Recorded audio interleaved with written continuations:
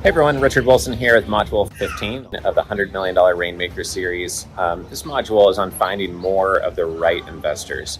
If you think back to our module number 2 on defining your investor demographic or your investor avatar that you're targeting, then you remember that we really wanted to have you focus on one type of investor with 60 to 80% of your energy, maybe one backup type of investor.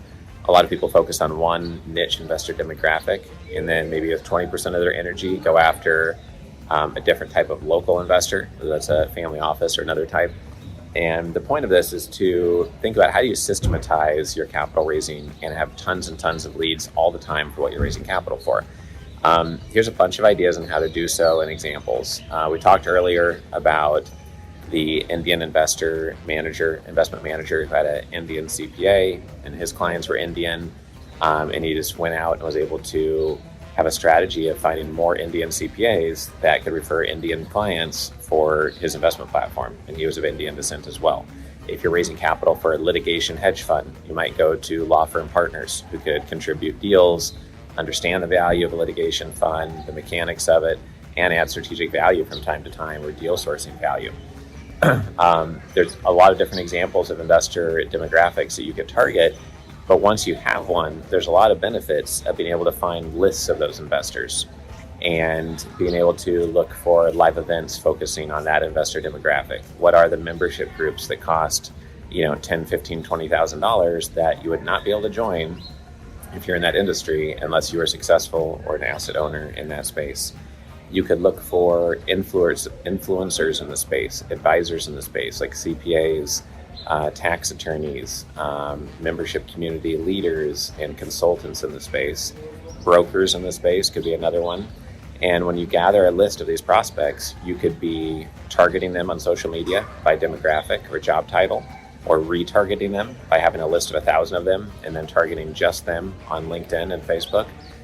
Those are some of the things you can do once you focus. You really want to think, how do we make it easy to raise a lot of capital? How do we make it easy or inevitable that you're going to have tons of leads within this area?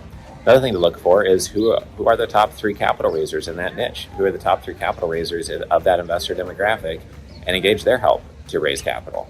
Typically, I'm not a big fan of using placement agents or third-party marketers because they trend up and everybody wants their help. So if they've raised more than 10, 20, 30, $50 million, everybody wants their help, including a $20 billion in asset under management company. And when a company has that much in assets under management, turns out they're pretty credible and easier to raise capital for, right? And so why would they help someone small raise capital? Well, the one exception to that is if you find someone who's really niched down to raising capital from your investor demographic, that could be a group that could be great to engage with potentially. So I hope this module is helpful. The real insight, the main lesson here is that you need to go deep on how to find more and more of your investor leads.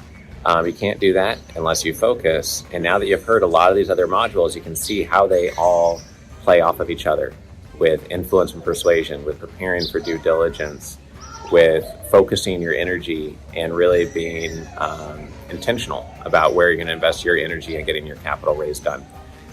This is something I've seen those who have raised $100 million plus do again and again, and I hope it helps you become more successful as well. Our next module is going to be on capital raising mistakes to avoid, and I'll see you on there next.